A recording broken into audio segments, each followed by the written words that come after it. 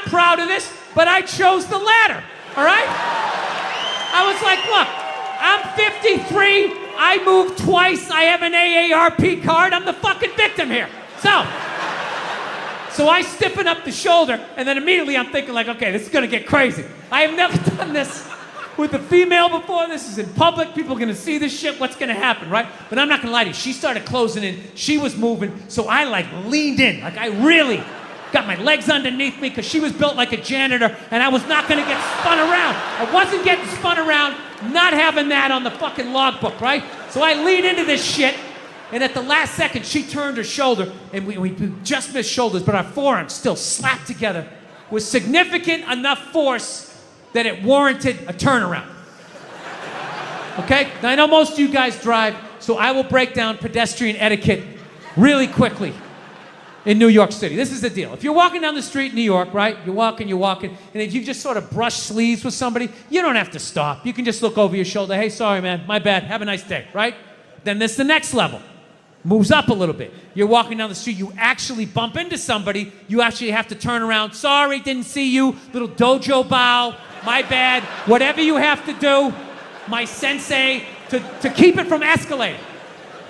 And then there's the last one. You're just walking down the street and you hit so fucking hard, you gotta turn around and go like old school Dustin Hoffman, De Niro, like, hey, I'm fucking walking here! Huh? I fucking moved twice, you didn't see that? You drifted 2 times? Huh? So I turn around to have this confrontation. And let me tell you something, she never looked back. And I'm not gonna lie to you, that bugged me. That bugged me for like 3 days. 3 days, I'm just walking around New York, just fucking goddamn fucking bullshit. There's no fucking way you didn't do that on purpose. Who does that? Who drifts, you know? And I'm feeling this anger.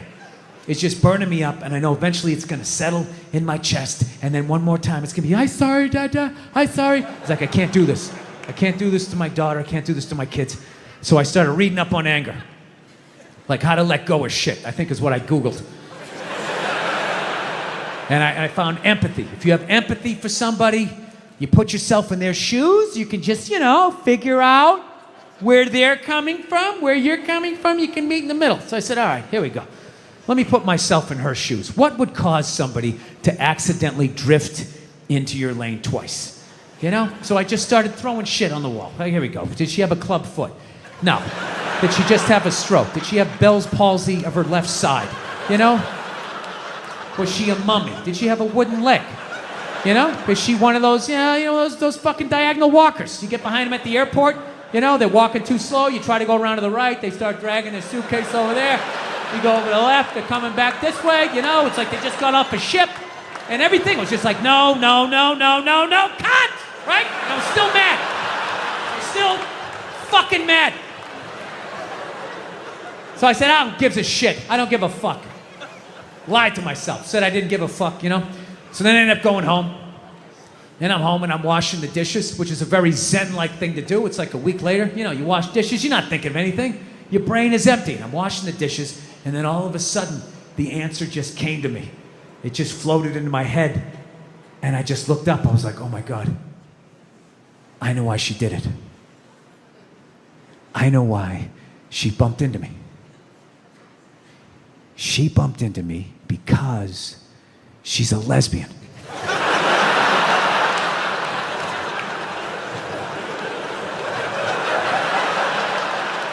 I mean, it was right there. I was like looking 9 miles down the street, looking under shrubs. It was right in front of my face. She did it because she's a lesbian. All right, so judging by most of your silence, I will do this math for you. Come on. Let's have a little empathy here. Put yourself in a lesbian's shoes. All right? Who do lesbians date? Women. Who do they move in with? Women. Who do they get in relationships with? Women. Who do they eventually marry? Women. And I was thinking like, oh my God, I did that. I know what the fuck that's like. I know what it's like to live with one of those fucking things. I know exactly what it's hopeless. Trying to make them happy. Hey, I bought you the shiny thing. Did I do it right? Huh?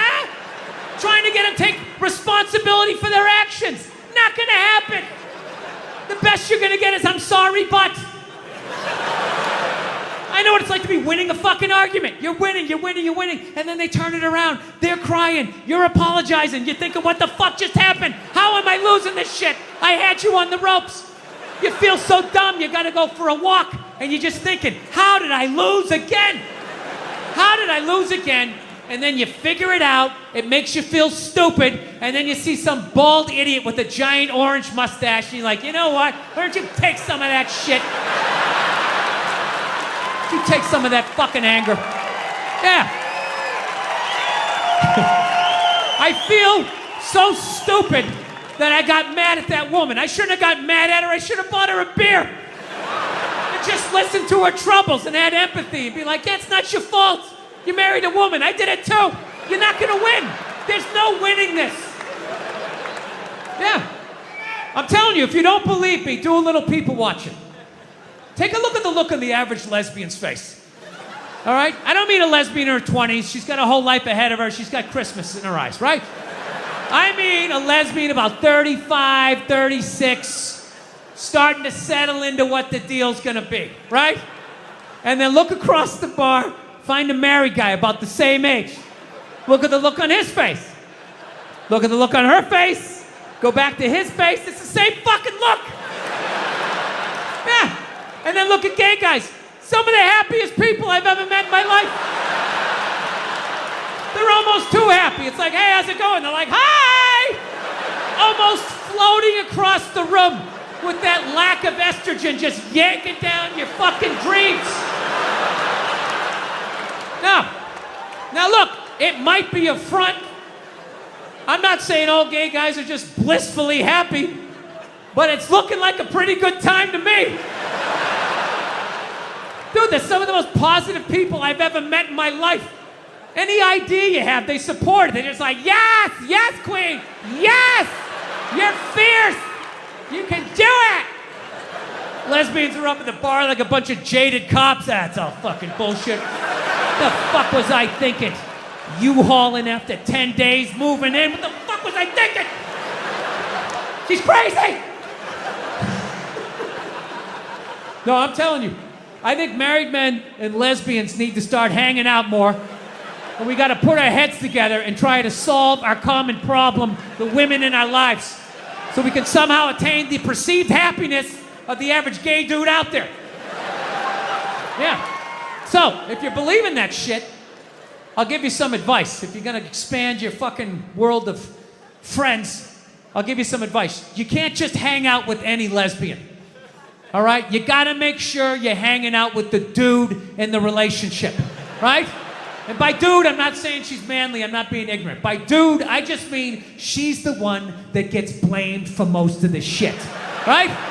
Because no relationship is balanced. Somebody is getting away with more. Somebody's drafting behind the other. It's like a bike race. Somebody else is taking the fucking weather in the face. Right? Somebody else is fucking right behind. Oh yeah, it really is wet. Just kind of hiding under your fucking poncho. Male, female, female, female, they, whatever the fuck it is you're into. Every relationship, there's the person that does the dishes and the person that lets them soak, right? They don't let them soak. They know you're gonna do them.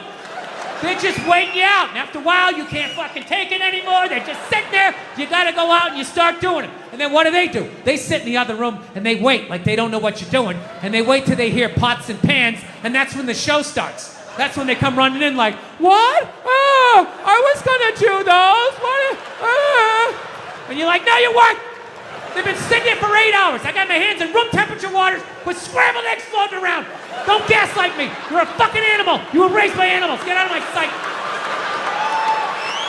Don't yell at me. Right? Yes. Every relationship has the person that will take the trash bag out of the trash barrel and do a little tie it off, and then leave it slumped against the counter like it took two behind the ear and a mob hit. And then there's the person that actually picks it up and takes it out to the curb at night and puts it in the trash can, right? My wife's hilarious, man. I love her, but she's got some of the worst excuses ever. I'm like, why don't you ever take out the trash? She goes, I would, I'm just afraid of coyotes.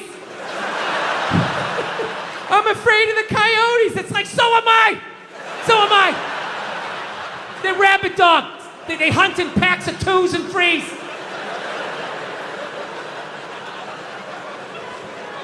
You don't do it because you don't want to do it because you know I'm going to do it. Just get the fuck away from me, please. No, I'm telling you. So, anyway, I know I said a lot of divisive shit here tonight. So before I get out of here, I want to... Let's bring the room together. It's a very divisive time. Everyone wants to feel safe. Let's do a nice, normal, mainstream topic so everybody can drive home happy, no fights, all right? Sound good? All right, great. Let's talk abortion. There you go. Everybody has an opinion. It's my body, it's my right. Well, then fucking drive to Arkansas, bitch! Right? Everybody has an opinion. As do I. And I apologize that you're going to have to listen to mine. Because I'm going to tell you right now, I have a really weird take on abortion. I'm going to tell you that right from the get-go, okay? I'm 100% pro-choice. Always have been. Ladies, I said it was weird. For the love of God, stop getting in the trunk of the car. Just wait to the end. You're supposed to vet me first. Woo! Fucking feed out the sunroof. I said I had a weird take. Pro-choice always made sense to me because I don't like people telling me what to do. And I always just like, it's your body. Who the fuck am I to tell you what to do with your body? So that always made sense. All right? However, I still think you're killing a baby. See? That's where it gets weird. Like, I sit on the fence and the whole thing makes sense to me. Whatever anybody's saying, like, don't tell me what to do. It's my body, my choice. That's right, man. She's right. Leave her the hell alone. Oh, you're killing a baby. Well, I mean, there is that. You know? I mean, you know, if we're going to be honest, that is the whole purpose of the procedure. You know? You're not going in there because you got an earache. You're going in there because you're like, I got a baby in me. Get the fuck out of here. Right?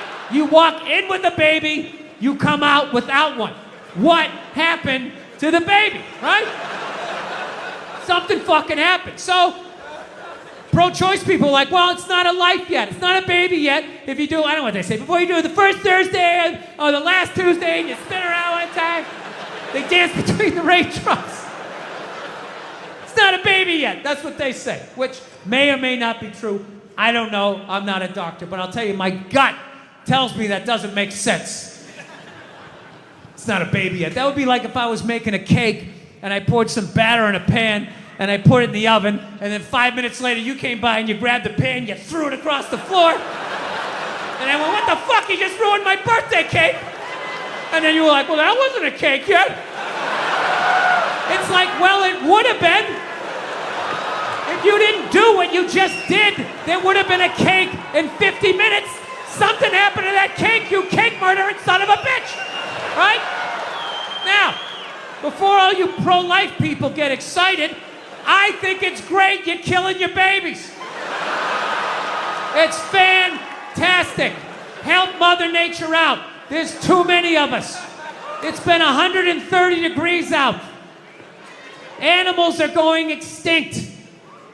There's plastic in the fucking ocean. We don't need any more fucking people. And especially, you know, if you're honest with yourself, have you done anything great with your life? Is the person you're banging doing anything great? The answer to both of those questions is no. What are the odds you're gonna make a great person? I'm not saying you're gonna make a bad person, you're just gonna make another person that doesn't go when the light turns green because they're staring at their fucking phone. All right, I'm out of time. You guys were awesome. Thank you so much.